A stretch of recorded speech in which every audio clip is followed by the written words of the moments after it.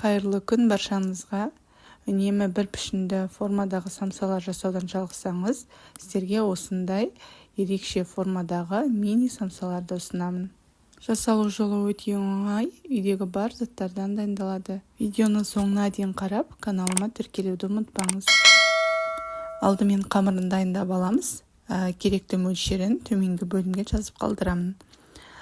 Жылы бөлме температурасындағы суға тұзды салып, тұзды ерігенше араластырып, оның үстіне құямыз.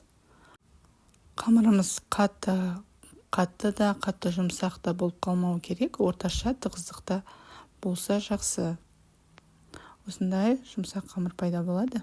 Бетін жауып қойып қоямыз. Осы аралықта арасына қосатын салмасын дайындаймыз. Кез келген фаршқа немесе майдалап туралған етке бір бөлік пиязымызды барынша ұсақтап турап етімізге саламыз.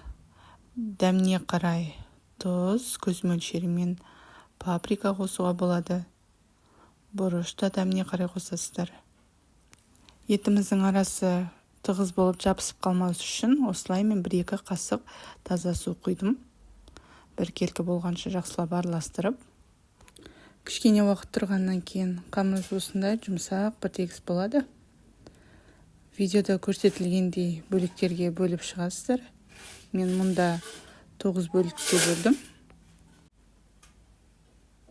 Осындай кішкене дөңгелек формалар жасап аламыз. Барлығын дайындап болғаннан кейін бетін жауып 5 минутқа қалдырамыз.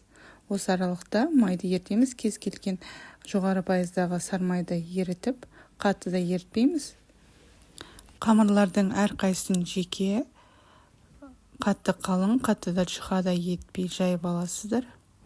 Көрсетілгенде қамырларды кезек-кезек арасына май жағып, осылай қойып шығамыз. Майды барынша көп жақпауға тырысыңыздар. Жаятын кезде ыңғайсыз болады. Осылай барлығын орналастырып болғаннан кейін соңғы қабатына май жақпаймыз. Одан кейін бетін пакетпен жауып қойып қоямыз. Қамырымызға май сіңіп жұмсарғаннан кейін, шамамен 10-15 минуттан кейін бетіне ұн сеуіп, жаясыздар жұқа етіп. Осы әдіспен жасап көрсеңіздер, арасы қатпарлы болып шығады, бөлініп тұрады. Қамырымызды жұқа етіп жайып болғаннан кейін пышақтың көмегімен 4 бұрышты бөліктерге бөліп аласыздар. Кез келген форма жарайды, мен осындай овальный форманы қолдандым. Дайын болғаннан кейін салмасын салып шығамыз. Кішкене самсаларымызды видеода көрсетілгендей бүгіп аласыздар. Басы, арасы ашылып кетпеуі қажет. Барлығы дайын болғаннан кейін осындай формаға орналастырасыздар. Бетіне тек жұмыртқаның сары уызын бір келкетіп жағып шығамыз. Әсемдігі үшін мак немесе күнжіт сепсеңіздер болады. Мен мұнда мак септім. Алдымен пешімізді қыздырып алып, 180 градус шамасында 20-25 минут пісіреміз. Қатты күйіп кетпегенін қадағалап тұрыңыздар. Кішкене сарғайғаннан бастап ала беріңіздер. Егер қатты беті қызып күйіп кетсе, беті қытырламай қалады. Осындай сүйкімді кішкентай самсаларымыз дайын болды. Міндетті түрде жасап көріп, пікірлеріңізбен бөлісіңіздер.